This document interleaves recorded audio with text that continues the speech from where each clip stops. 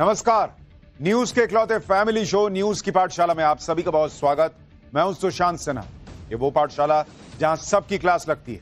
और सबसे पहले आपको बता दूं कि आज पाठशाला में क्या क्या है और कौन कौन सा चैप्टर खोलने वाला हूं। सुप्रीम कोर्ट से लेकर पाकिस्तान बॉर्डर तक मोदी और शाह के लिए वक्फ बिल वाले चैलेंज का राउंड 2 कैसे शुरू हो चुका है आज आपको दिखाऊंगा। इधर सड़क पर बवाल की तैयारी, उधर अमित शाह पाकिस्तान बॉर्डर पर क्यों पहुंच गए आज आपको जानना चाहिए। मुसलमानों को दफनाया नहीं जलाया जाएगा, बेहतर है खुद को खत्म कर लूं। बाप रे बाप, ओवैसी और महबूबा कैसे गजब भड़का रहे हैं आज इसका चैप्टर खोलूंगा। सुप्रीम कोर्ट पहुंचा वक्फ बिल का मामला, तो क्या बड़ी खबर आई है। वक्फ बिल को बनाकर हथियार राहुल गांधी क्या करने पहुंच गए बिहार, आज आपको यह भी दिखाऊंगा। इसके अलावा आज की एक और बड़ी खबर, ट्रंप की सनक में दुनिया के 16 लाख करोड़ रुपए डूब गए, लेकिन पीएम मोदी ने क्या इंतजाम कर लिया है। ट्रंप के खिलाफ सड़क पर आ गई लाखों की भीड़, दुनिया में मंदी आएगी, आपकी नौकरी भी खतरे में तो नहीं है, आज इसका चैप्टर भी लाया। इसके अलावा इधर अमित शाह का खुला चैलेंज, उधर ममता बनर्जी को गिरफ्तारी का डर सताने लगा है क्या। केजरीवाल के बाद ममता बनर्जी, बंगाल चुनाव से पहले दीदी का जेल जाना तय हो गया है क्या। बंगाल में ऐसा क्या हो रहा है जो ममता बनर्जी की घबराहट बढ़ा रहा है, आज इसका चैप्टर भी होगा। और आखिर में दिखने में बाइक चलने में घोड़ा, वो टू व्हीलर आ रहा है जो आपके होश उड़ा देगा। एक बार चार्ज किया तो 50 साल तक खत्म नहीं होगी बैटरी। दुनिया बदल देने वाली टेक्नोलॉजी का चैप्टर भी लेकर आया हूं। लेकिन सबसे पहले दिन भर की बड़ी खबरों का रिवीजन, उसके बाद पहला चैप्टर।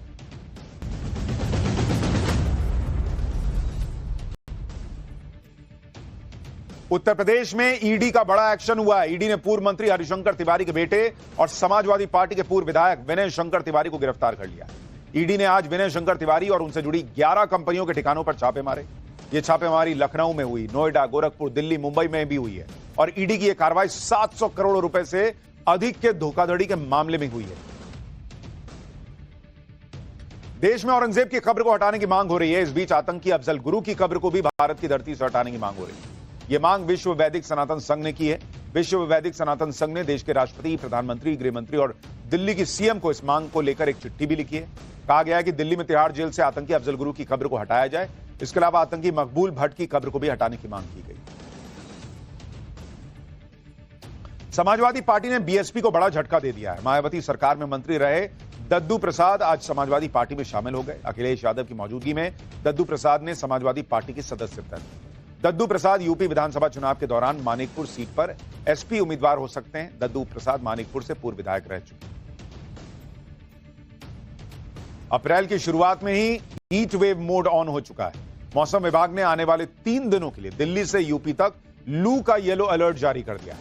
अप्रैल की शुरुआत में ही दिल्ली में पारा 40 डिग्री सेल्सियस को पार कर चुका है। मौसम विभाग के मुताबिक इस बार दिल्ली में हीट वेव के दिन दोगुनी हो सकती है। बांग्लादेश में गाजा पट्टी में इजरायल के हमलों के खिलाफ जबरदस्त प्रदर्शन हुआ। ढाका में सड़कों पर उतरे प्रदर्शनकारियों ने केएफसी और दूसरे अमेरिकी ब्रांड वाली दुकानों को निशाना बनाया। प्रदर्शन कर रहे लोगों ने गाजा में हमास के ठिकानों पर हुए हमलों के लिए अमेरिका को जिम्मेदार ठहराया।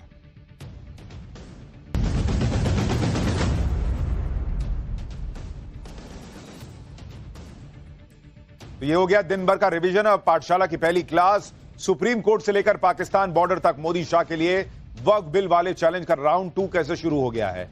सड़क पर बवाल की तैयारी, उधर अमित शाह पाक बॉर्डर पर क्यों पहुंचे। मुसलमानों को दफनाया नहीं जलाया जाएगा, बेहतर है खुद को खत्म कर लूं। ओवैसी महबूबा कैसे गजब भड़का रहे हैं मुसलमानों को। सुप्रीम कोर्ट पहुंचा वक्फ बिल का मामला, तो क्या बड़ी खबर आई। और वक्फ बिल को बनाकर हथियार राहुल गांधी क्या करने पहुंच गए बिहार, सबसे पहले इसका चैप्टर।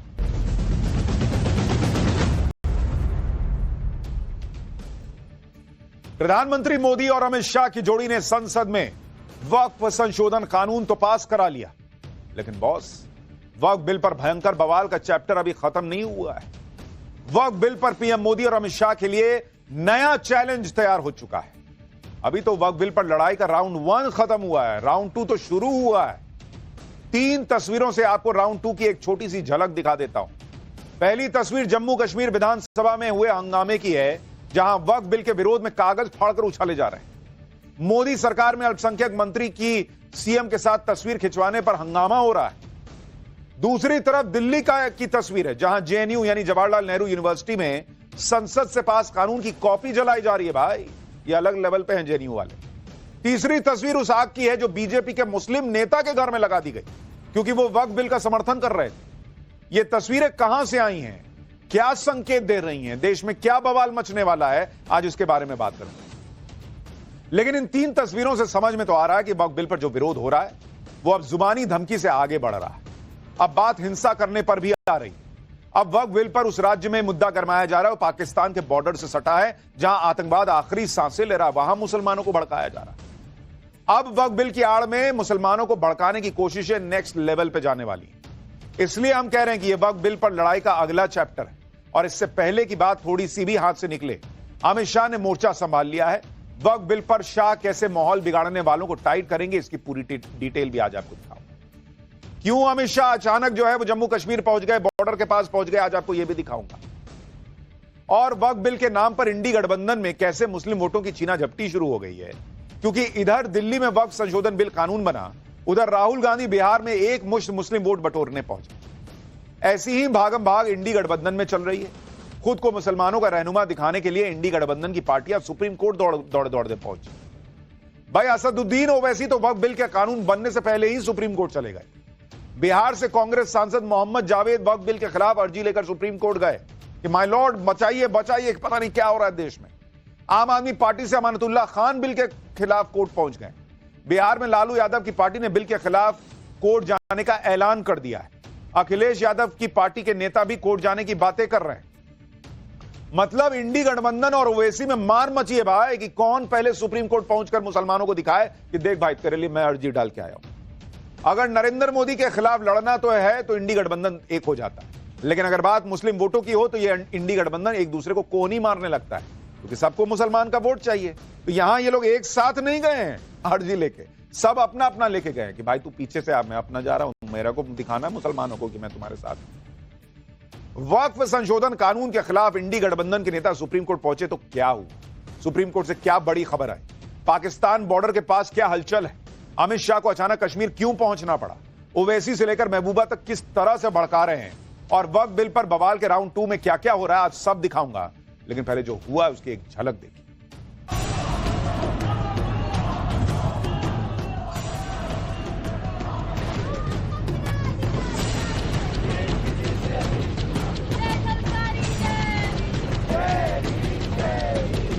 जहाज होगा मोदी जी तो आप हमारे वजूद को मिटाना चाह रहे हैं, बेहतर यह है कि मैं रोड पर आकर अपने आप को खत्म कर लूं। जम्मू कश्मीर की असेंबली का विषय है ये डिस्कस करना। इनकी एटीएम मशीनें बंद हो गई, इनके अपने घर चलने बंद हो गए। खुदा ना खासा मुसलमानों को मजबूर किया जाए कि कब्रिस्तान के रहेंगे नहीं तो आप भी हमारी तरह वो जो घर वापसी की बात करते हैं अपने उसको क्रिमेट करें, उसको जलाएं। इस किस्म के हालात बन रहे हैं।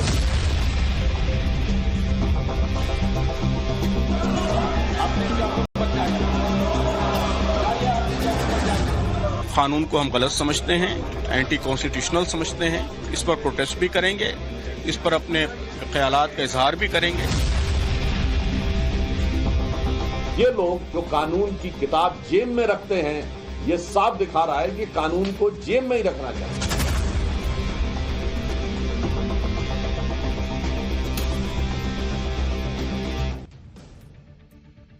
वक्फ बिल पर विरोध की आग दिल्ली से लेकर जम्मू कश्मीर तक पहुंच गई। सबसे पहले आप दिल्ली में जेएनयू कैंपस की तस्वीरें देखिए। रविवार को जेएनयू में वक्फ कानून के खिलाफ प्रदर्शन हुआ। इस दौरान वक्फ कानून की कॉपी जलाकर विरोध हुआ। जेएनयू में हुए विरोध प्रदर्शन में कांग्रेस, आरजेडी और लेफ्ट पार्टियों से जुड़े छात्र संगठनों ने हिस्सा लिया। पीएम मोदी और गृह मंत्री अमित शाह के खिलाफ नारेबाजी की गई। प्रदर्शनकारियों ने मोदी शाह बर्बाद हो जैसे नारे लगाए। अब वक्फ बिल पर मचे हंगामे की एक और तस्वीर आपको दिखाते हैं। जो कानून संसद से पूरी बहस के साथ पास हुआ, उसके खिलाफ विधानसभा में हंगामा हो रहा, पर्चे फाड़े जा रहे। जैसे जम्मू कश्मीर विधानसभा में आज यही हुआ। विधानसभा में वक्फ संशोधन बिल के खिलाफ नारेबाजी और हंगामा हुआ। आरोप है कि विधानसभा में बिल की कॉपी तक फाड़ दी गई। हंगामा इतना बढ़ गया कि बीजेपी और नेशनल कॉन्फ्रेंस, पीडीपी, कांग्रेस नेताओं के बीच धक्का मुक्की और मारपीट की नौबत आने वाली थी, ऐसा लगने लगा। वक्फ बिल के समर्थन में बीजेपी नेताओं ने सदन के अंदर भारत माता की जय के नारे लगाने लगे शुरू किए। उधर नेशनल कॉन्फ्रेंस, कांग्रेस और पीडीपी के नेता अल्लाहू अकबर और नाराए तकबीर के नारे लगाने लगे। यह सब विधानसभा में हुआ है। विधानसभा में यह हंगामा तब हुआ जब सदन के अंदर वक्फ संशोधन बिल के खिलाफ प्रस्ताव लाने की बात हुई। इस पर एडजर्नमेंट मोशन लाने और चर्चा कराने की मांग हुई। भाई स्पीकर ने मना कर दिया। स्पीकर की तरफ से दलील दी गई कि मामला अभी सुप्रीम कोर्ट में है। रूल 58 के सब रूल 7 के मुताबिक जो मामला कोर्ट में चैलेंज किया गया है उस पर चर्चा नहीं हो सकती विधानसभा में। वक्फ बिल के खिलाफ उमर अब्दुल्ला की पार्टी नेशनल कॉन्फ्रेंस, कांग्रेस और कुछ निर्दलीय विधायक प्रस्ताव लेकर आए थे। उनका तर्क था कि जब तमिलनाडु की विधानसभा में बिल पर चर्चा हो सकती है जहां 6% ही मुसलमान हैं, तो फिर मुस्लिम बहुल जम्मू कश्मीर में बिल पर चर्चा क्यों नहीं होगी। इस पर स्पीकर को समझाना पड़ा कि तमिलनाडु की विधानसभा में जब चर्चा हुई थी तब मामला कोर्ट में नहीं था भाई। लेकिन उनको समझना थोड़ी है, उनको तो मुसलमानों को दिखाना है कि देख भाई मैं तेरे लिए लड़ रहा हूं। जम्मू कश्मीर की विधानसभा में जो हंगामा हुआ उस पर बीजेपी ने इंडी गठबंधन को घेर लिया। बीजेपी ने कहा कि जो इंडी गठबंधन दिन रात संविधान की दुहाई देता है, उसी के चुने हुए नेता संविधान के तहत संसद से पास कानून की कॉपी विधानसभा में फाड़ रहे हैं। सुनिए सुधांशु त्रिवेदी को एक बार। संविधान किनके हाथों में खतरे में है और जम्मू कश्मीर विधानसभा में जिस प्रकार से बिल फाड़ा गया है, मैं कह सकता हूं कि यह संविधान की मूल भावना को तार-तार करने जैसा है, क्योंकि एक स्थापित व्यवस्थित प्रक्रिया के द्वारा संपूर्ण संवैधानिक आवश्यकताओं को पूर्ण करते हुए पारित कानून के विरोध में किसी राज्य विधानसभा के अंदर इस प्रकार का दृश्य बहुत साफ दिखाता है कि इन लोगों के हाथों में कानून खतरे में है। और ये लोग जो कानून की किताब जेब में रखते हैं, ये साफ दिखा रहा है कि कानून को जेब में ही रखना चाहते हैं। ये संविधान की पुस्तक जेब में रखते हैं, दर्शाता है कि कानून और संविधान को जेब में रखना चाहते हैं, अर्थात इन्हें संविधान अपनी मर्जी के हिसाब से चाहिए, व्यवस्था और प्रक्रिया के अनुसार नहीं। इंडी गठबंधन पूरा जोर लगा रहा है कि वक्फ संशोधन बिल के खिलाफ विरोध की आग बुझ ना जाए। ऐसा ना हो कि संसद से बिल पास होने के बाद यह मामला ठंडा पड़ जाए।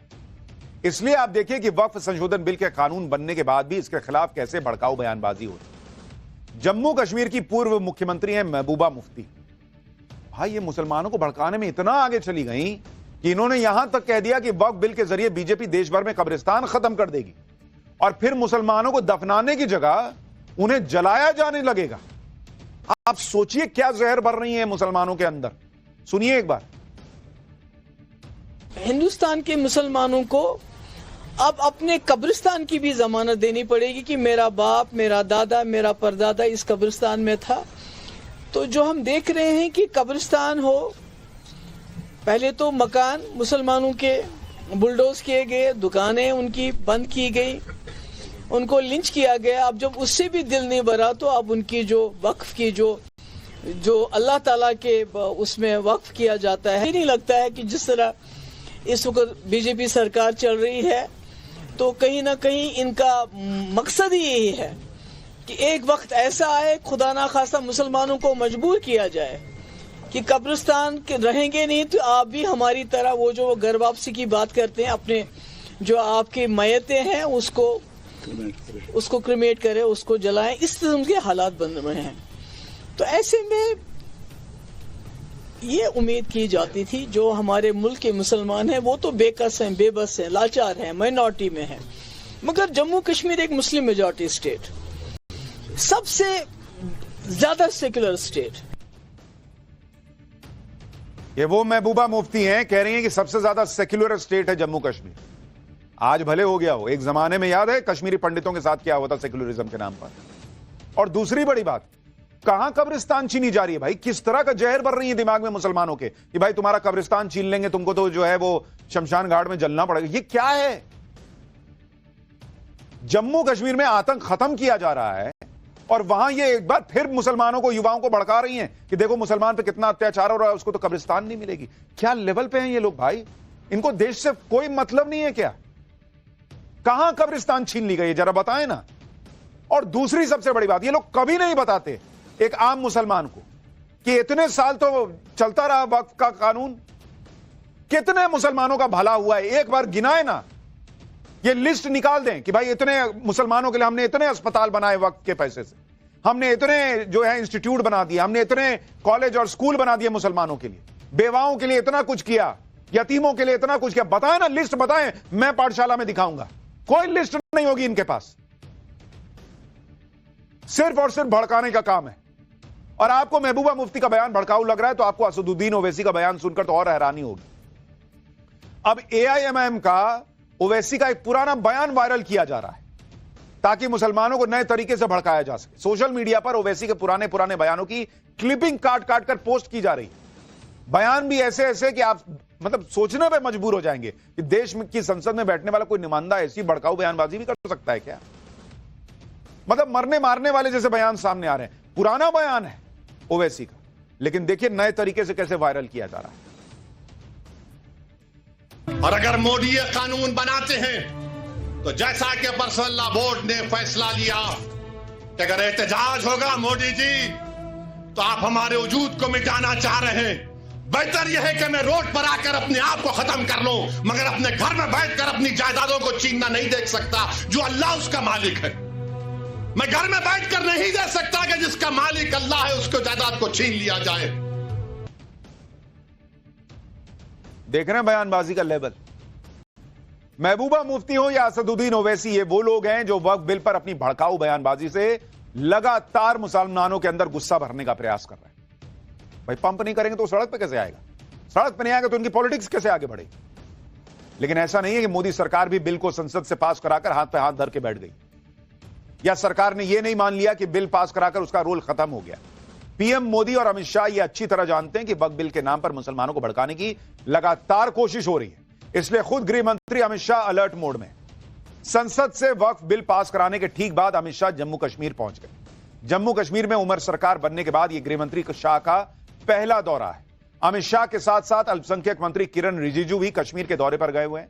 ये दोनों वो मंत्री हैं जिन्होंने संसद में वक्फ बिल का मोर्चा संभाला हुआ, और मोदी सरकार के ये दोनों मंत्री उस राज्य में हैं जो पाकिस्तान से सटा हुआ बॉर्डर स्टेट, जहां पाकिस्तान हर वक्त किसी ना किसी साजिश की फिराक में रहता है, और कश्मीर में 90% से ज्यादा मुस्लिम आबादी भी है। यह बहुत संभव है कि वक्फ बिल के बहाने पाकिस्तान कश्मीर में कुछ साजिश करे, मुसलमानों को भड़काने का प्रयास करे, और बाकी यहां तो जो गेम चल ही रहा है वो आपको दिख ही रहा है।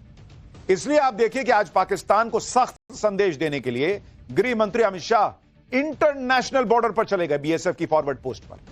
कठुआ वो जगह है जहां इस वक्त पाकिस्तानी आतंकियों के खिलाफ पिछले कुछ दिनों से बड़ा ऑपरेशन चल रहा है। खुद अमित शाह आप देखिए बॉर्डर के इलाके में चले गए। जम्मू कश्मीर में अमित शाह ने एक तरफ सुरक्षा व्यवस्था का जायजा लिया, दूसरी तरफ अमित शाह ने वक्फ बिल को लेकर सियासी मोर्चा भी संभाला। रविवार को जम्मू कश्मीर में अमित शाह बीजेपी नेताओं से मिले। अमित शाह ने बीजेपी नेताओं को अनुच्छेद 370 और वक्फ बिल के मुद्दे पर नेशनल कॉन्फ्रेंस के एजेंडे को काउंटर करने के लिए कहा कि भाई सरेंडर मत करो, काउंटर करके बताओ पब्लिक को ये जो बोल रहे हैं वो गलत है। अमित शाह के सामने एक चैलेंज तो जम्मू कश्मीर का है, एक चैलेंज मणिपुर का भी है। वहां भी वक्फ कानून के नाम पर हिंसा को भड़काने की कोशिशें हो रही। मणिपुर में बीजेपी अल्पसंख्यक मोर्चा के अध्यक्ष असगर अली के घर पर पहले भीड़ ने हमला किया और उनके घर में तोड़फोड़ की और फिर उनके घर में आग लगा दी। भाई असगर अली ने वक्फ कानून के समर्थन में शनिवार को सोशल मीडिया पर पोस्ट कर दिया था, जिसके विरोध में उपद्रवियों की भीड़ ने हौबल जिले में असगर अली के घर पर रात के वक्त धावा बोल दिया और उनके घर को जला डाला। मतलब जो इनके खिलाफ बोल दे, जो इनके बात से हां में हां न मिलाए, वो मुसलमान भी है तो इनको फर्क नहीं पड़ रहा है, जलाओ घर, ये हिसाब चल रहा है। वक्फ बिल पर अमित शाह के साथ साथ केंद्रीय अल्पसंख्यक मंत्री किरण रिजिजू ने भी मोर्चा संभाला हुआ। केंद्रीय अल्पसंख्यक मंत्री किरण रिजिजू भी जम्मू कश्मीर के दौरे पर गए। इस दौरान राज्य के सीएम उमर अब्दुल्ला ने किरण रिजिजू को श्रीनगर का ट्यूलिप गार्डन घुमा दिया। चलिए आपको दिखा के लाते हैं। उमर अब्दुल्ला के साथ उनके पिता फारूक अब्दुल्ला भी इस दौरान मौजूद रहे। यानी अब्दुल्ला परिवार ने मोदी सरकार के मंत्री के स्वागत में कोई कमी नहीं रखी। भाई कर्टसी है, प्रोटोकॉल नहीं कहिएगा तो भी कर्टसी तो कम से कम है ही है। लेकिन इस तस्वीर पर भी बवाल मच गया। भाई महबूबा मुफ्ती की पार्टी पीडीपी और बाकी पार्टी के नेता भड़क गए कि भाई ये क्या है, क्यों घुमा रहे हो इनको। जम्मू कश्मीर के सीएम को ट्यूलिप गार्डन में उस मंत्री यानी किरण रिजिजू के साथ घूमते देखा जिन्होंने देश के मुसलमानों की गर्दन पर तलवार लटकाने का काम किया। जम्मू कश्मीर पीपल्स कॉन्फ्रेंस के अध्यक्ष सज्जाद लोन, भारत का मुसलमान कम से कम यह डिजर्व करता है कि देश के एकमात्र मुस्लिम बहुल प्रांत जम्मू कश्मीर में मुख्यमंत्री विरोध स्वरूप वक्फ बिल पेश करने वाले किरण रिजिजू से दूरी बना लेते। इसके बजाय वे फारूक साहब को भी अपने साथ ले गए। कितने शर्म की बात है। इन लोगों को कभी इस बात में शर्म नहीं दिखी कि जो पाकिस्तान भारत में आतंकी भेजता है, जिन आतंकी हमलों में लोग मारे गए, भारत में कितने सारे लोग मारे गए, उस पाकिस्तान से बात करो, सेपरेटिस्ट से बात करो, यही लोग बोलने वाले, इनको कभी उसमें शर्म नहीं आई। आज एक केंद्रीय मंत्री गया है तो उसके साथ फोटो चीफ मिनिस्टर ने क्यों खिंचा ली? अरे बाप रे बाप। मतलब वक्फ बिल पर नफरत का आलम यह है कि अब मोदी सरकार के मंत्री के साथ खड़ा होना भी इन लोगों ने गुनाह बना दिया।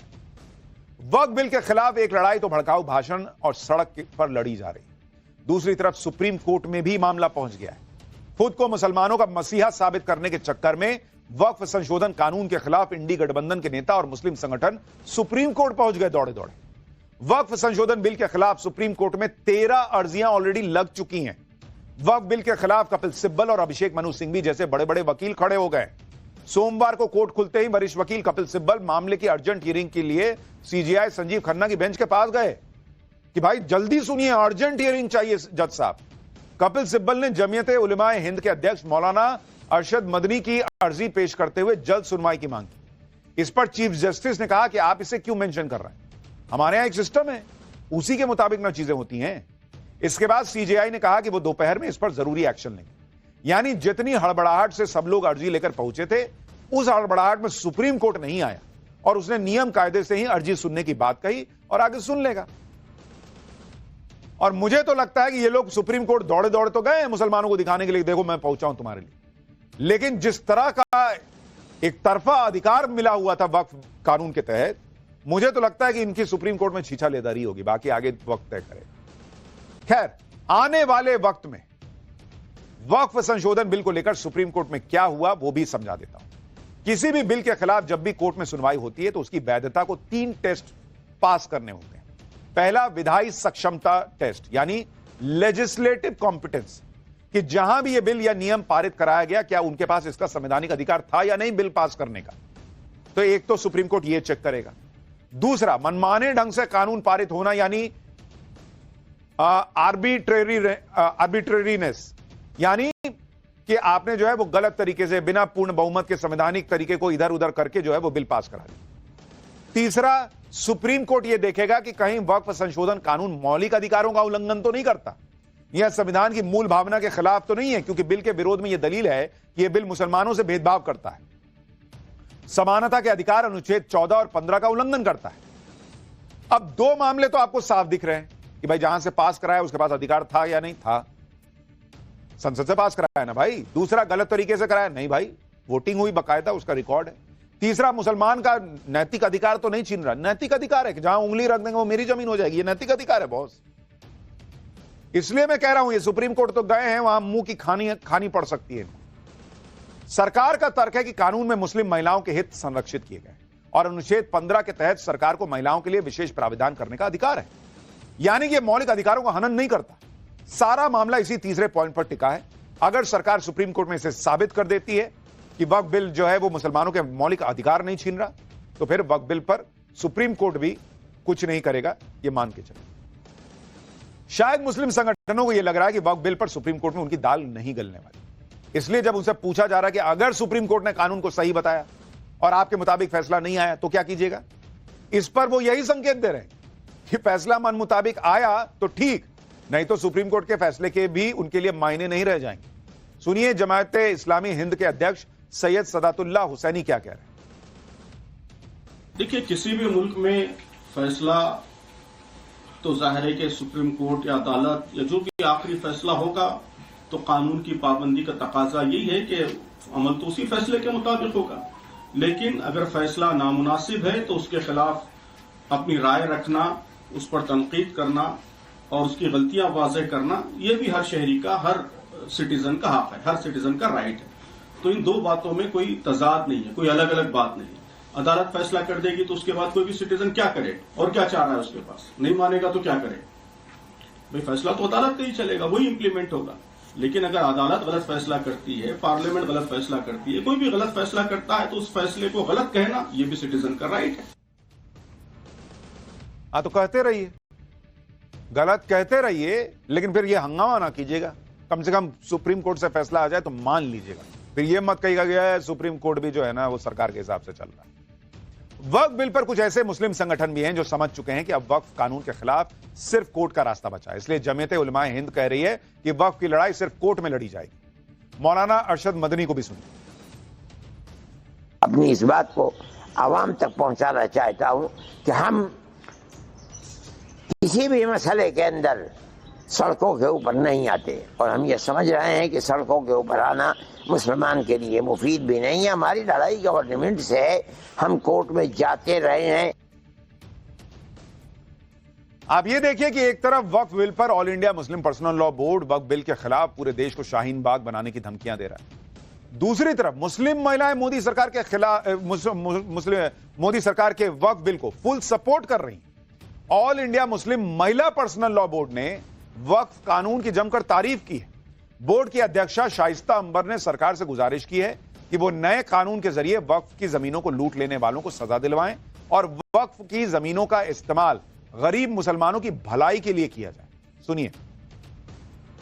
अभी तक किसी सरकार ने मुसलमानों के हित के लिए और उनके एजुकेशन के लिए कुछ नहीं किया, सिर्फ वोट की राजनीति हुई है। अब हम वर्तमान सरकार से गुजारिश करते हैं कि पिछला जो कुछ भी नुकसान हुआ है वक्फ की जमीनों के साथ अब लूट मार ना होने पाए। जिन लोगों ने नाजायज कब्जा किया है उन नाजायज कब्जे को छुड़ाया जाए, और जिन लोगों ने बेईमानी या कब्जा किया है उन जमीनों पे जांच की जाए, और जो दोषी हैं उन पे भी कार्रवाई होनी चाहिए। यानी ऑल इंडिया मुस्लिम महिला पर्सनल लॉ बोर्ड की अध्यक्षा कह रही है कि भाई ये ठीक आया है बिल। वक्फ संशोधन बिल पर इंडी गठबंधन एक लड़ाई तो सुप्रीम कोर्ट में लड़ रहा है, एक लड़ाई आपस में भी लड़ रहा है। ये लड़ाई है मुस्लिम वोटों की।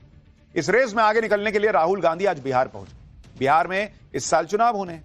वक्फ बिल पास होने के बाद राहुल गांधी का यह बिहार दौरा बहुत इंपॉर्टेंट है, क्योंकि बिहार में 17% मुस्लिम आबादी है और राहुल गांधी यही मैसेज देना चाहते हैं कि वक्फ बिल पर कांग्रेस ही मुसलमानों की आवाज बन रही है, कांग्रेस के नेता ही सुप्रीम कोर्ट गए।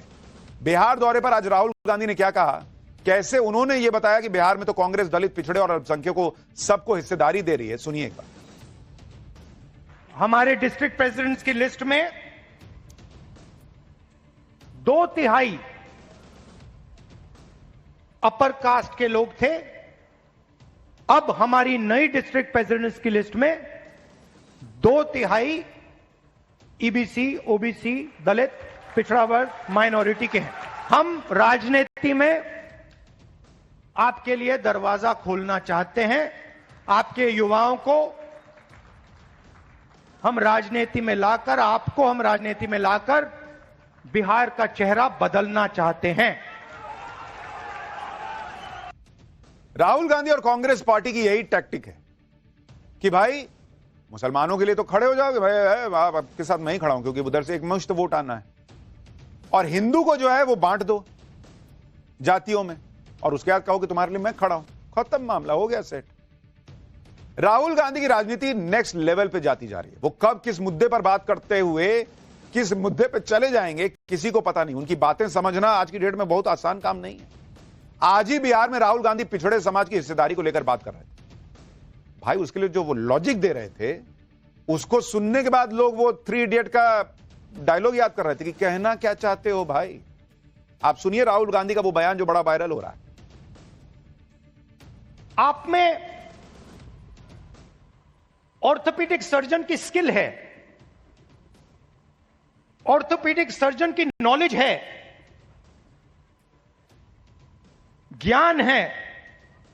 जो ऑर्थोपेडिक सर्जन होता है वो आप में सब कुछ है, मगर आप ऑर्थोपेडिक सर्जन नहीं हो। क्यों? क्योंकि पूरा का पूरा सिस्टम आपके खिलाफ काम करता है। आप सोचते हो कि आप ऑर्थोपेडिक सर्जन हो, मगर आप अस्पताल को कभी नहीं चला पाओगे। आपको चलाने नहीं दिया जाएगा, कभी नहीं चलाने दिया जाएगा। और अगर आप में क्षमता चलाने की हो तो आपको फाइनेंस नहीं मिलेगा, पैसा नहीं मिलेगा, बैंक लोन नहीं मिलेगा। और अगर आपने बैंक लोन ले लिया और आपने अस्पताल भी शुरू कर दिया, तब ब्यूरोक्रेसी आपको रोकने की कोशिश करेगी। तो आपके मन में लग रहा है आपको कि मैं ऑर्थोपेडिक सर्जन हूं, मगर ऑर्थोपेडिक सर्जन के सच्चे औजार आपके हाथ में नहीं है, आपके खिलाफ काम कर रहे हैं।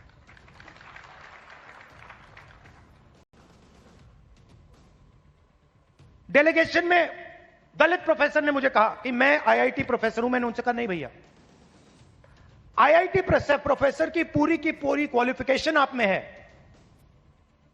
मगर सिस्टम आपको सच्चा आईआईटी प्रोफेसर नहीं बनने देगा। आप समझ पा रहे हैं? आप ऑर्थोपेडिक डॉक्टर हैं, लेकिन आप नहीं हैं राहुल गांधी के हिसाब से। आप आईआईटी के प्रोफेसर हैं, लेकिन आप प्रोफेसर नहीं हैं, सच्चे प्रोफेसर नहीं आए राहुल गांधी के साथ। पहले राहुल गांधी तो तय कर लें कि आप नेता हैं, लेकिन आपको क्या नेता बनने से रोक रहा है जो आप इस तरह की बातें कर रहे हैं? क्योंकि बातें ही नहीं समझ में आ रही। भाई क्या कहना चाह रहे हैं? अस्पताल नहीं बनेगा, बन जाएगा तो लोन नहीं मिलेगा, लोन भी मिल जाएगा। अरे भाई क्या है? खैर, ये सब जब चल रहा था तब प्रदेश कांग्रेस कार्यालय जो है वहां इन्हीं के कार्यकर्ता आपस में मारपीट कर ली। राहुल गांधी की मौजूदगी में कुछ कार्यकर्ताओं के बीच पहले तू मैं हुई। इसके बाद बैठक से बाहर निकलकर दोनों गुट एकदम लपालप भिड़ गए। कांग्रेस विधायकों और कार्यकर्ताओं का एक गुट कांग्रेस के पूर्व अध्यक्ष अखिलेश सिंह के लिए चोर चोर के नारे लगाने लगे, जिसका अखिलेश सिंह के समर्थक ने विरोध किया तो पहले उसे दौड़ाया गया, फिर पकड़ के लात घूंसों से पीट दिया गया। वक्फ बिल अब कानून बन चुका है, लेकिन विरोध खत्म नहीं हो रहा है। इसलिए अब यूपी में वक्फ कानून का विरोध करने वालों पर योगी की पुलिस फोर्स सख्त हो गई है। मुजफ्फरनगर में पुलिस ने ऐसे 300 से ज्यादा लोगों को नोटिस दिया है जिन्होंने शुक्रवार को जुमे की नमाज के दौरान अपनी बाह पर काली पट्टी बांधकर वक्फ कानून का विरोध किया था। ऐसा करने वाले हर प्रदर्शनकारी को अब 2 लाख रुपए का जमानती बॉन्ड भरना होगा और श्योरिटी देनी होगी कि वो अगले 1 साल तक किसी विरोध प्रदर्शन में शामिल नहीं होंगे। पुलिस का कहना है कि यह कदम शांति और कानून व्यवस्था बनाए रखने के लिए उठाया जा रहा है। ऐसा ही नोटिस समाजवादी पार्टी की प्रवक्ता और शायर मुनव्वर राणा की बेटी सुमैया राणा को भी भेजा गया है, जो वक्फ बिल विरोधी प्रदर्शनों में शामिल हुई थी। इसके बाद उन्हें लखनऊ में हाउस अरेस्ट भी किया गया था। अब पुलिस ने सुमैया राणा को नोटिस देकर 10 लाख रुपए का जमानती बॉन्ड और 10-10 लाख रुपए के 2 श्योरिटी बॉन्ड जमा करने के लिए कहा है और आगे से वक्फ कानून विरोध प्रदर्शनों से दूर रहने की हिदायत भी दे दी। नोटिस मिलने के बाद सुमैया क्या कह रही हैं, जरा सुनिए। मैंने तो कहा मैं इस नोटिस को एक्सेप्ट नहीं कर रही हूँ, मैं इसको चैलेंज करूंगी कोर्ट्स में और वो अब आगे देखा जाएगा। आंदोलन तो है ही, अगर हम कुछ नहीं कर पाएंगे तो कम से कम घर से बैठ करके उसको एहतिजाज करेंगे, लेकिन एहतिजाज तो इसका है, हम जिस लेवल पे कर सकते होंगे उस लेवल पे करें। खैर, ये सब तो चलता रहेगा। पाठशाला के अब अगली क्लास। ट्रंप की सनक में दुनिया के 16 लाख करोड़ रुपए डूब गए, लेकिन पीएम मोदी ने क्या इंतजाम कर लिया है? ट्रंप के खिलाफ सड़क पर आई लाखों की भीड़। दुनिया में मंदी आएगी, आपकी नौकरी भी खतरे में तो नहीं है? अब इसका चर्चा।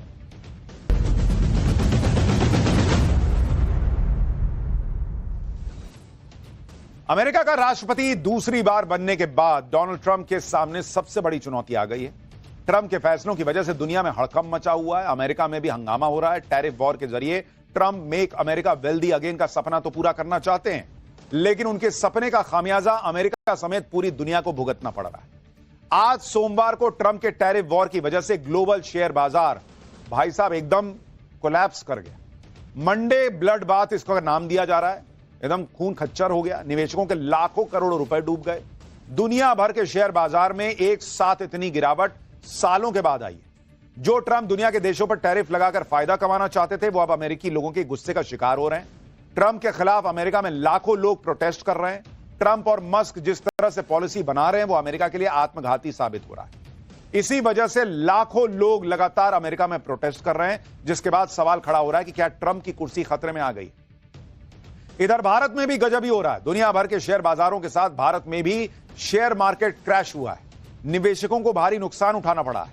जहां दूसरे देश ये समझ रहे हैं कि टैरिफ वॉर की वजह से शेयर बाजार में गिरावट आ रही है, वहीं भारत में विपक्ष इसे मोदी सरकार पर हमला करने का मौका मान बैठा है।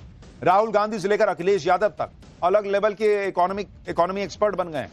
राहुल गांधी लोगों को भड़का रहे हैं कि शेयर मार्केट आम लोगों के लिए है ही नहीं, इसमें पैसा लगाना फायदेमंद नहीं है। खुद राहुल गांधी शेयर मार्केट में पैसा लगाकर लाखों रुपए कमा चुके हैं। अखिलेश यादव सीधे सीधे कह रहे हैं कि इकोनॉमी अब संभलने वाली नहीं है। पार्टी इनकी संभल नहीं रही है, लेकिन इनको इकोनॉमी की चिंता है कि इकोनॉमी संभलेगी कि नहीं संभलेगी। भारत को अमेरिका से सीखना चाहिए, ये कह रहे हैं अखिलेश यादव। जिस अमेरिका को दुनिया गाली दे रही है कि क्या ही कर रहा है ट्रंप, उनसे सीखने के लिए कह रहे हैं अखिलेश यादव। सवाल यह है कि ट्रंप की वजह से जो हो रहा है उसका भारत पर क्या असर पड़ेगा। क्या दुनिया में मंदी आएगी? क्या भारत में मंदी आएगी? क्या आपकी नौकरी खतरे में है? पीएम मोदी क्या प्लान बना रहे हैं इस सब से निपटने का? लेकिन पहले आज जो हुआ उसकी एक झलक देखिए, फिर हर चीज बताता हूं।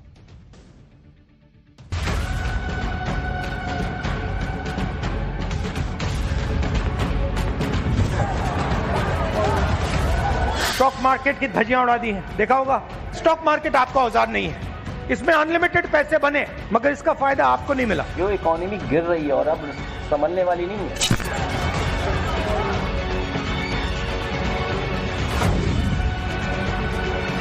अच्छा सिला दिया तूने मेरे प्यार का, यार ने ही लूट लिया घर यार का।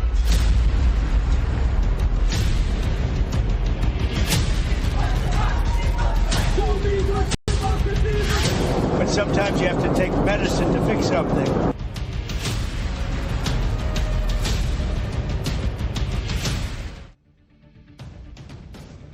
यानी एक अकेले ट्रंप ने पूरी दुनिया को हैरान कर दिया और भारत के कुछ नेता इसमें भी आपदा में अवसर तलाश रहे।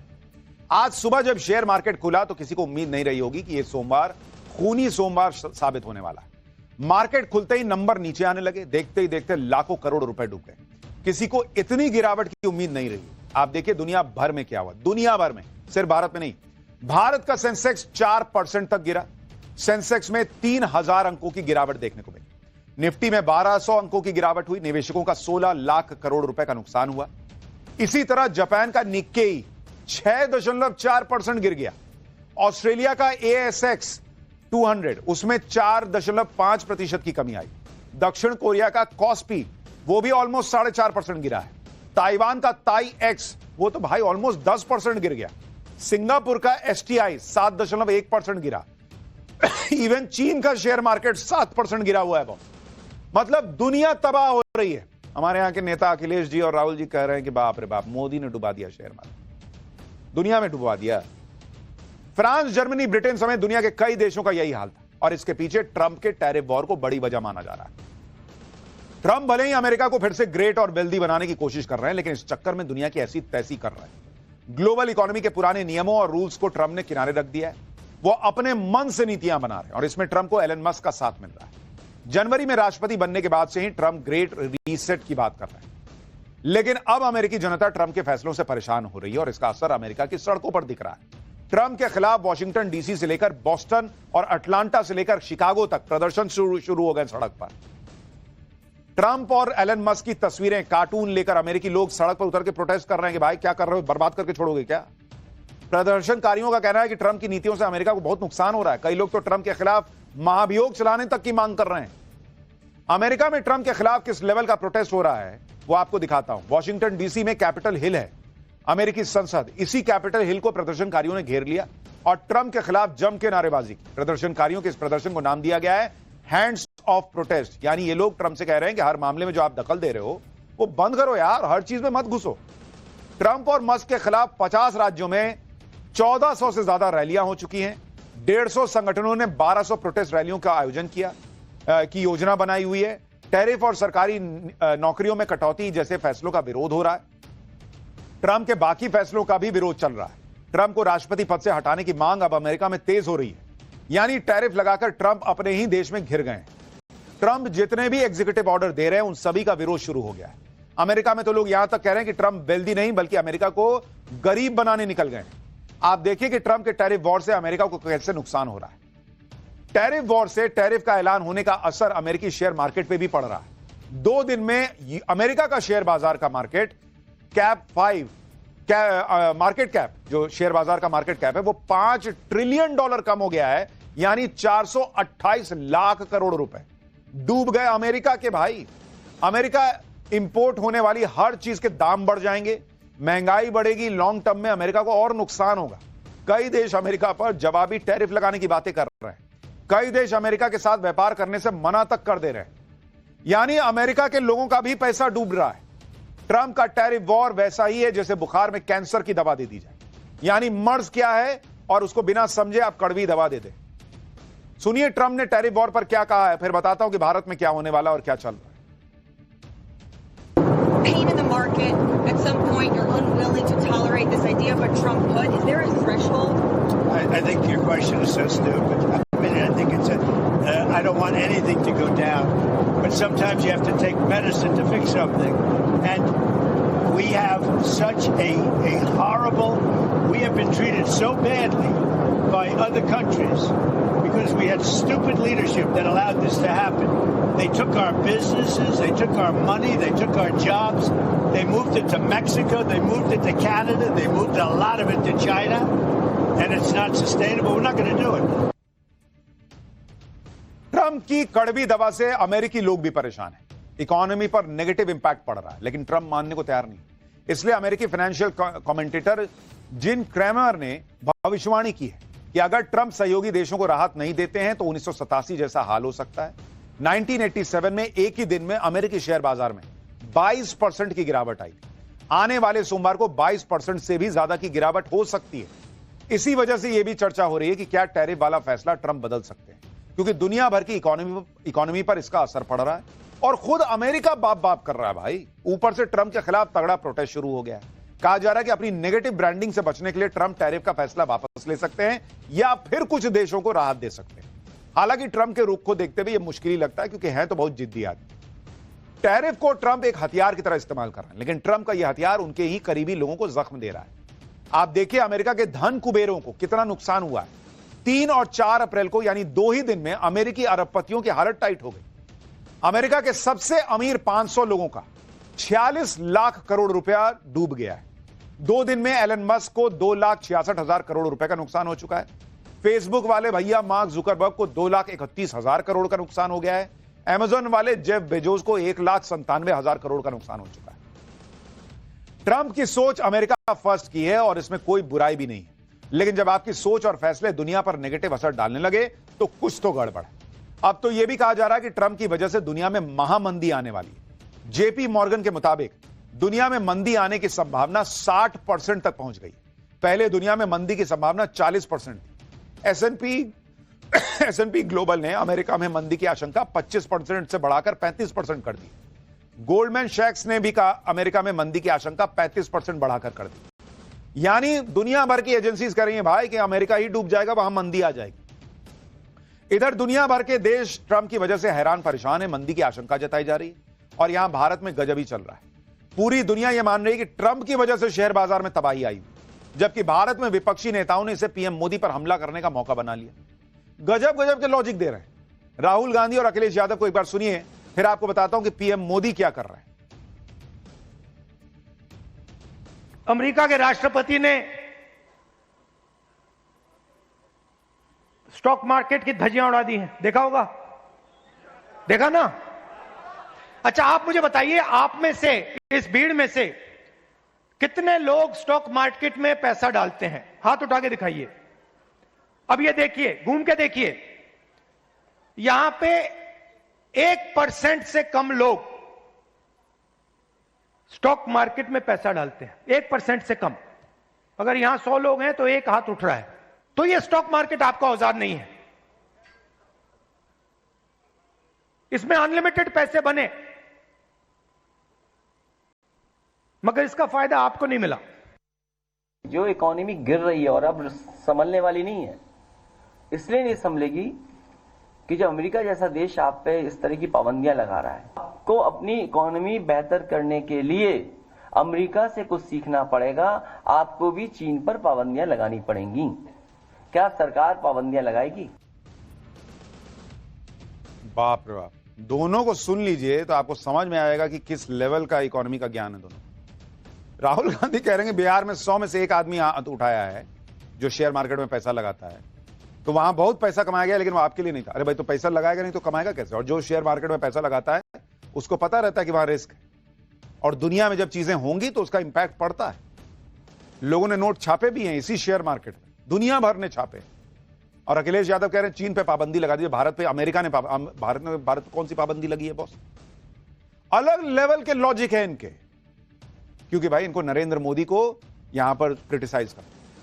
हालांकि पीएम मोदी इस चुनौती से निपटने के लिए क्या कर रहे हैं आपको वो भी बताता हूं। भारत अमेरिका के साथ $500 बिलियन का बायलैटरल ट्रेड एग्रीमेंट करने जा रहा है। इसके बाद टैरिफ समेत तमाम दूसरी टेंशन खत्म होने की उम्मीद है। फरवरी में अमेरिकी दौरे पर पीएम मोदी ने इसकी चर्चा कर ली थी। अमेरिका और भारत के वित्त विभाग के अधिकारियों ने मार्च में दिल्ली में इस पर चर्चा की। बायलैटरल ट्रेड एग्रीमेंट की शर्तों पर बातें चल रही हैं। सितंबर से नवंबर के बीच बायलैटरल ट्रेड एग्रीमेंट होने का अनुमान जताया गया है। PM Modi long term policy में यकीन रखते हैं और भारत का गेम भी लंबा है। इसके अलावा फ्री ट्रेड एग्रीमेंट होने में समय लगता है, इसके लिए धैर्य चाहिए होता है। इसी वजह से भारत सरकार पैनिक मोड में रिएक्ट नहीं कर रही, बल्कि अमेरिका के साथ ट्रेड डील पर बातें कर रही है। बायलैटरल ट्रेड एग्रीमेंट होने के बाद भारत की टेंशन खत्म होगी, फिर अमेरिका में चाहे ट्रंप हो या फिर किसी की भी सरकार बने, भारत का तनाव कम हो जाए। भारत की इस प्लानिंग की पुष्टि आज ही विदेश मंत्री एस जयशंकर ने भी कर दी। विदेश मंत्री जयशंकर ने कहा कि अमेरिका के साथ ट्रेड डील जल्दी ही हो सकती है, लेकिन बात इतनी भर नहीं है। इसके अलावा पीएम मोदी एक और प्लानिंग कर रहे हैं। भारत अपने सहयोगी देशों को साथ लाने की कोशिश कर रहा है। ब्रिटेन, यूरोपीय यूनियन, न्यूजीलैंड, पेरू, चिली और ओमान के साथ ट्रेड डील की कोशिशें तेज हो गई। इसके अलावा 7 देशों के साथ फ्री ट्रेड एग्रीमेंट की भी चर्चा हो रही है। बहरीन और कतर के साथ व्यापार बढ़ाने को लेकर बातचीत चल रही है। यानी नरेंद्र मोदी, जैसे डोनाल्ड ट्रंप चौतरफा रायता फैला रहे हैं, नरेंद्र मोदी चौतरफा भारत को बचाने के लिए plan B, plan C, plan D सब पर काम ऑलरेडी कर रहे हैं। यानी विपक्ष जो सोच के पीएम मोदी पर हमला करता है, पीएम मोदी उससे 4 कदम आगे हैं भाई। कोई भी खबर हो, बिना फैक्ट चेक के पीएम मोदी पर हमला करना इनका पैटर्न बन गया और बाद में सच्चाई सामने आने पर मुंह छिपाते हैं।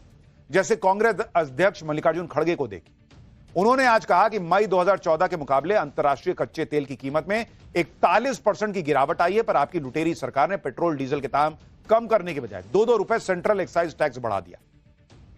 टैरिफ नीति पर कुंभकर्णी नींद से शेयर बाजार में छोटे बड़े निवेशकों का एक झटके में लाखों करोड़ रुपया स्वाहा होने से आपको चैन नहीं मिला होगा, इसलिए आपकी सरकार जले पर नमक छिड़कने आ गई। खड़गे के मुताबिक सरकार ने पेट्रोल और डीजल की कीमत 2-2 रुपए बढ़ा दी है, जबकि सरकार की तरफ से जो खबर शेयर की गई वो अलग ही है। एक्साइज ड्यूटी बढ़ाने का असर पेट्रोल और डीजल के रिटेल कीमतों पर होगा ही नहीं। एक्साइज ड्यूटी पेट्रोलियम कंपनियों के लिए बढ़ाई गई है और इसका जनता से कोई मतलब नहीं है, यानी जनता पर बोझ डाला भी नहीं जा रहा।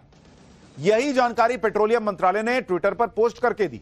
इसके बाद भी खड़गे साहब ने इसे जनता पर महंगाई की मार बता दिया। आप देखिए कि पेट्रोलियम मंत्रालय ने 3:36 पर पोस्ट कर दिया था, सफाई दे दी थी कि भाई पब्लिक पर असर नहीं पड़ेगा, जबकि खड़गे साहब ने इसके 10 मिनट बाद 3:46 पर पोस्ट किया।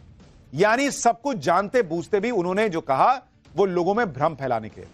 एक बार पेट्रोलियम मंत्री हरदीप सिंह पुरी को भी सुनिए। Then can you legitimately expect prices of petrol and diesel to be moderated by the oil marketing companies in keeping with the global price? To which my answer would be yes. In a deregulated sector, you can expect them to accordingly adjust the market retail price.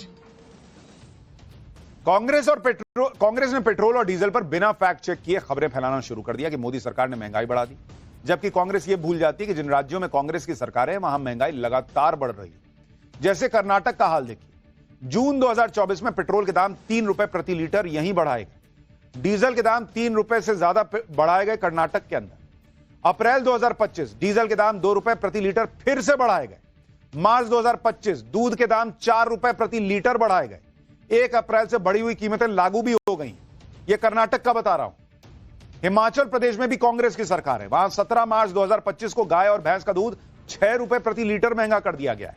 1 अप्रैल 2025 को हिमाचल प्रदेश में toll tax महंगा किया गया है। लेकिन वहां अगर आप ज्यादा पैसा देते हैं तो वो महंगाई में नहीं काउंट होता, ऐसा लगता है उनको। देखिए, ये बात सही है कि इस समय दुनिया में हंगामा मचा हुआ, लेकिन पॉइंट ये है कि वो दुनिया में मचा है, खाली भारत के साथ कुछ अकेले नहीं हो रहा। अर्थव्यवस्थाएं उथल पुथल के दौर से गुजर रही हैं और ये सब क्यों हो रहा है ये दुनिया जानती है। भारत में कुछ नेता इस पर मोदी सरकार को घेरने की कोशिश कर रहे हैं, आप कर सकते हैं, लेकिन कम से कम लोगों में पैनिक मत फैलाइए और उम्मीद रखनी चाहिए कि दुनिया चूंकि इससे जूझ रही है, इससे बाहर निकलेगी। ट्रंप को भी समझ में आएगा और भारत तो इससे निकलेगा ही निकलेगा, ये मान के चलिए। पाठशाला में बगली क्लास, इधर अमित शाह का खुला चैलेंज, उधर ममता बनर्जी को गिरफ्तारी का डर सताने लगा है क्या? केजरीवाल के बाद ममता बनर्जी, बंगाल चुनाव से पहले दीदी का जेल जाना तय हो गया है क्या? बंगाल में ऐसा हो क्या रहा है कि ममता बनर्जी की घबराहट बढ़ रही है? अब इसका चैप्टर।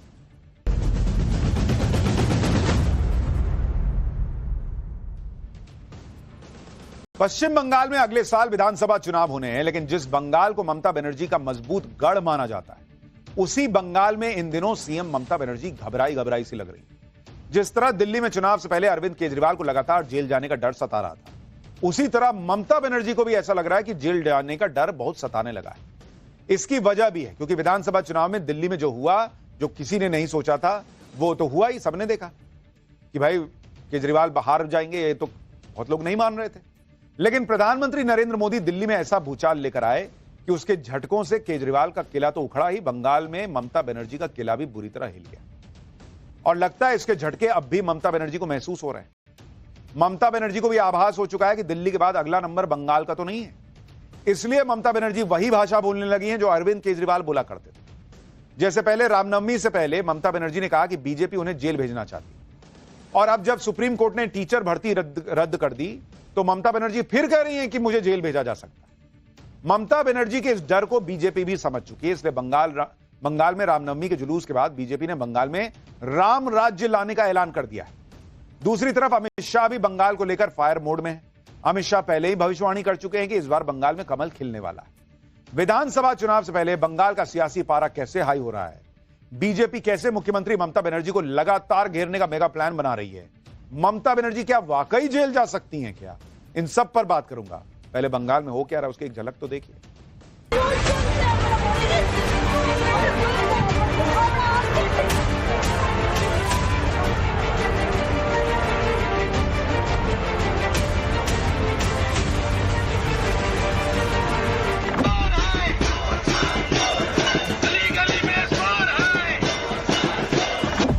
কথা বলার জন্য আমাকে জেলেও ভরে দেওয়া যেতে পারে, কিন্তু আই ডোন্ট কেয়ার।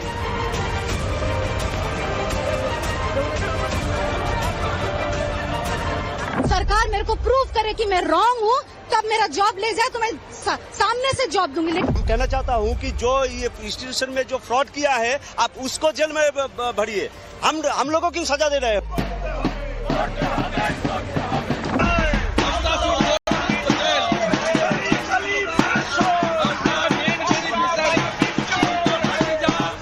700 करोड़ रुपया उठाया।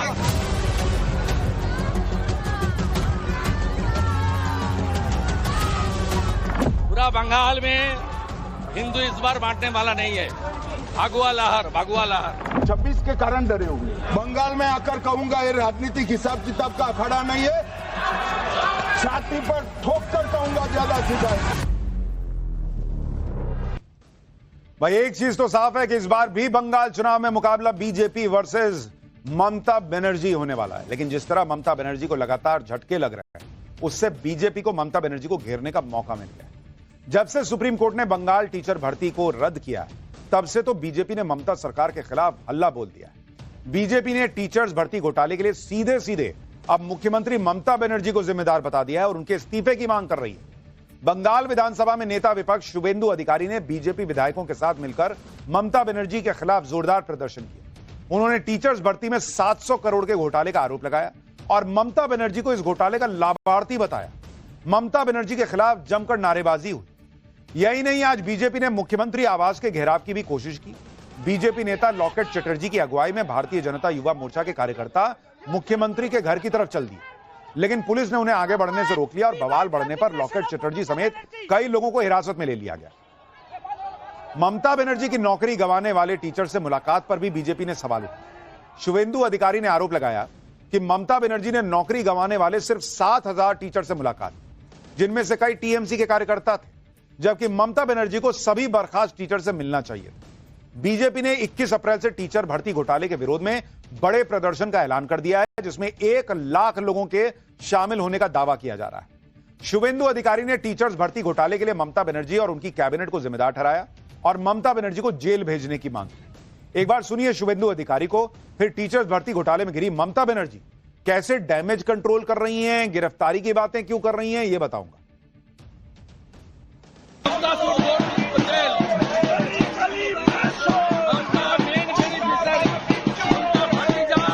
700 करोड़ रुपया उठाया। देखा दीजिए टीएमसी का सब लीडर लोग का, सब लीडर एमएलए लोग को चाकरी दे दिया, सब बेच दिया चाकरी। 700 करोड़ रिश्वत आपने भतीजा उठाया। दरअसल बंगाल टीचर्स भर्ती मामले में सुप्रीम कोर्ट के फैसले के बाद से ममता बनर्जी बैकफुट पर नजर आ रही है और अब तो जिन टीचर्स की नौकरी गई वो भी गुस्से में। वो लोग भी ममता सरकार को अपनी नौकरी खोने का जिम्मेदार ठहरा रहे हैं। ऐसे में डैमेज कंट्रोल के लिए आज ममता बनर्जी ने नौकरी गंवाने वाले लोगों से कोलकाता में मुलाकात की। उन्होंने इस मामले में टास्क फोर्स बनाने का भी ऐलान किया। ममता बनर्जी ने नौकरी गंवाने वाले लोगों को भरोसा दिया कि किसी भी योग्य कैंडिडेट की नौकरी नहीं जाएगी। आगे ममता बनर्जी ने कहा कि वो सुप्रीम कोर्ट के फैसले से बंधी हुई हैं, लेकिन हालात को पूरी तरह सावधानी और निष्पक्षता से निपटा जाए, इसके लिए हर संभव कदम उठा रही है। ममता बनर्जी ने यह भी कहा कि यह ना समझा जाए कि उन्होंने फैसले को स्वीकार कर लिया है। वो पत्थर दिल नहीं है, उन्हें ऐसा कहने के लिए जेल भी डाला जा सकता है, लेकिन उन्हें इससे फर्क नहीं पड़ता। ममता बनर्जी ने बर्खास्त टीचर्स से यह भी कहा कि आज तक किसी ने नौकरी से नहीं हटाया गया है, इसलिए आप काम करना जारी रखें। ममता बनर्जी ने बर्खास्त हो चुके टीचर से वॉलंटरी सर्विस जारी रखने की अपील की है और कहा है कि उनकी सरकार भर्ती को लेकर कानूनी रास्ता तलाश रही है। बर्खास्त टीचर से मुलाकात के दौरान ममता बनर्जी ने क्या कुछ कहा, एक बार सुनिए उसको। আমায় যদি কেউ চ্যালেঞ্জ করে আমি কিন্তু চ্যালেঞ্জটাকে মোকাবিলা করতে জানি। আমি কোর্টকে বলছি না, এটা কোর্টের দোষ নয়, দোষ তো সেই মুখ আর মুখোশদের যারা আপনাদের নিয়ে খেলা করেছে। বাট আমি একটা কথা বলতে চাই, আমি বেঁচে থাকাকালীন যোগ্য প্রার্থীদের কারো চাকরি কেড়ে নিতে দেব না। It is my commitment. ये जो 700-800 करोड़ का घोटाला, टीचर रिक्रूटमेंट स्कैम, ये फर्जी और नकली, इनको सेव करने के लिए जेन्युइन टीचर नॉन टीचिंग को ये ममता बनर्जी की सरकार कोतल कर दिया है। पश्चिम बंगाल में जिस टीचर भर्ती घोटाले पर ममता बनर्जी चौतरफा घिर चुकी हैं, उसकी पूरी टाइमलाइन आपको याद करा देता हूं। दरअसल हुआ यह था कि साल 2016 में 24,640 पदों पर वैकेंसी निकली थी। 25,753 टीचर्स नियुक्त कर दिए गए। नवंबर 2017 में रिजल्ट घोषित किया गया। भर्ती परीक्षा में फेल हो चुके कैंडिडेट्स को भी नौकरी दिए जाने का आरोप लगा। आरोप यह भी लगा कि कम नंबर लाने वाले कैंडिडेट्स को मेरिट लिस्ट में ऊपर जगह मिली और मेरिट लिस्ट में कई बार बदलाव हुए। जो कैंडिडेट टीचर बनने के लिए जरूरी टेस्ट यानी टीईटी, टीचर एलिजिबिलिटी टेस्ट में फेल थे, उन कैंडिडेट्स को भी नौकरी पर रखने का आरोप लगा। नौकरी के लिए 15 से 16 लाख रुपए तक की रिश्वत लेने के आरोप लगे। अप्रैल 2022 में टीचर भर्ती घोटाले की सीबीआई जांच के आदेश हुए। अप्रैल 2024 में कलकत्ता हाईकोर्ट ने भर्ती को रद्द करने का आदेश दिया और मई 2024 में सुप्रीम कोर्ट ने कलकत्ता हाईकोर्ट के फैसले पर रोक लगाई थी। लेकिन लंबी सुनवाई के बाद 3 अप्रैल को सुप्रीम कोर्ट ने भी हाईकोर्ट के आदेश को बरकरार रखा, जिसमें नियुक्तियों को रद्द कर दिया गया। इसलिए अब ममता बनर्जी को भी लगने लगा है कि टीचर्स भर्ती घोटाले में उन पर भी शिकंजा कस सकता है। इसलिए शायद वो पहले से ही माहौल बनाने में जुट गई हैं। कभी रामनवमी जुलूस के बहाने आरोप लगा रही हैं, तो कभी टीचर्स भर्ती घोटाले को लेकर कह रही हैं कि वो जेल जाने को तैयार है। सुनिए एक बार। এ কথা বলার জন্য আমাকে জেলেও ভরে দেওয়া যেতে পারে, কিন্তু আই ডোন্ট কেয়ার। সবাইকে জেলে পুরে দেবে, আই ওয়েলকাম। আমি সেটাকে স্বাগত জানাবো, আহ্বান জানাচ্ছি। Catch me if you can. लोग कह रहे हैं ये इत्तेफाक नहीं है कि ममता बनर्जी अचानक से बार बार जेल जाने की बात कर रही है। ममता बनर्जी का यही डर बंगाल में बीजेपी के लिए ट्रम्प कार्ड साबित हो रहा है, क्योंकि हर बार रामनवमी के जुलूस पर अड़ंगा डालने ममता सरकार ने इस बार भी रामनवमी के जुलूस को रोकने की हर संभव कोशिश की, आरोप लगा। लेकिन कलकत्ता हाईकोर्ट के दखल के बाद बीजेपी ने धूमधाम के साथ पूरे राज्य में रामनवमी पर 2000 से ज्यादा जुलूस निकाले। बड़ी संख्या में लोग शामिल हुए। कोलकाता में शुभेंदु अधिकारी भी बीजेपी के जुलूस में शामिल हुए। छुटपुट घटनाओं को छोड़ दीजिए तो कहीं कोई बड़ी घटना नहीं हुई, कोई गड़बड़ नहीं हुआ। नंदीग्राम में तो भव्य राम मंदिर का शिलान्यास भी कर दिया गया। राम मंदिर के भूमि पूजन से नंदीग्राम में पहले भव्य कलश यात्रा भी निकाली गई। राम मंदिर के शिलान्यास के साथ ही शुभेंदु अधिकारी ने साफ कर दिया कि इस बार बंगाल चुनाव में जय श्री राम तो गूंजेगा ही गूंजेगा, साथ ही बटेंगे तो कटेंगे और एक है तो सेफे का नारा भी बंगाल में बुलंद है। फिलहाल हम एक छोटे से ब्रेक के लिए रुक रहे हैं। ब्रेक के बाद आपको बताऊंगा कहां जूता